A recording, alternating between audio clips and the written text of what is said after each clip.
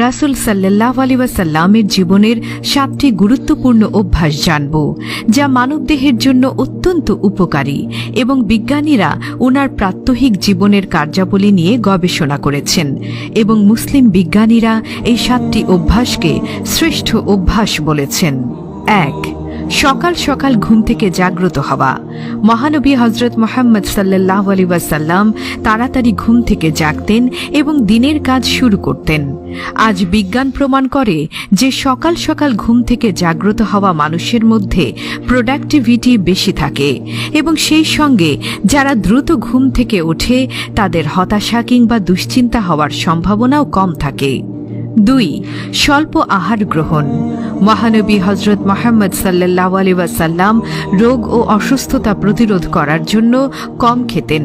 বহু বছর পরে বিজ্ঞান আজ প্রমাণ করে যে স্বল্প আহার গ্রহণ আমাদের মধ্যে অনেক রোগ প্রতিরোধ ক্ষমতা বৃদ্ধি করে। 3. ধীরে ধীরে খাদ্য গ্রহণ।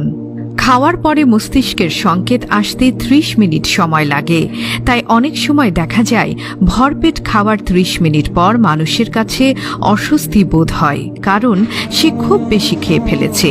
তাই পেট খালি থাকতেই খাওয়া বন্ধ করা উচিত। দেখবেন 30 মিনিট পরে আপনার মনে হবে আপনার পেট পূর্ণ হয়ে গেছে, অথবা ধীরে ধীরে খাবার গ্রহণ করতে পারেন, যার ফলে আপনি বুঝতে পারবেন আপনার পেট ভরে গেছে। 4. পরিবারের সঙ্গে খাবার খাওয়া। আমাদের নবী সাল্লাল্লাহু আলাইহি ওয়াসাল্লাম সব সময় পরিবারের সবাইকে একসঙ্গে সাথে নিয়ে খাওয়ার ব্যাপারে উৎসাহিত করতেন। আজ বিজ্ঞান বলে যে পরিবারের সবাই একসঙ্গে খাবার খেলে অনেকাংশে মানসিক চাপ কমে যায়। 5. 3 শ্বাসে পানি পান করা। মহানবী সাল্লাল্লাহু আলাইহি ওয়াসাল্লাম 3 শ্বাসে পানি পান করতেন। এটা সুন্নাহ।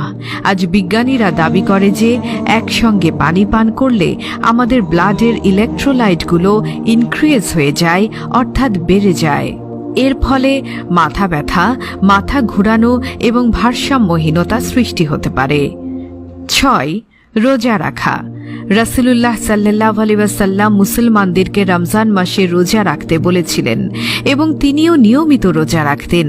আজ জাপানের বিজ্ঞানীরা রমজান মাসে রোজা ঘোষণা করেছে এবং তারা বলেছে যে রোজা অত্যন্ত স্বাস্থ্যকর এবং শরীরে ক্যান্সার কোষগুলোর বিরুদ্ধে লড়াইয়ে সহায়তা করে। 7. সুস্থ থাকা। ইসলামের 5টি স্তম্ভের মধ্যে 3টি মানুষকে শারীরিকভাবে ফিট এবং সুস্থ রাখে। নামাজ আদায় করাটাও একটা শারীরিক ব্যায়াম। বিজ্ঞান অবশ্যই আমাদের হৃদয় এবং মস্তিষ্ক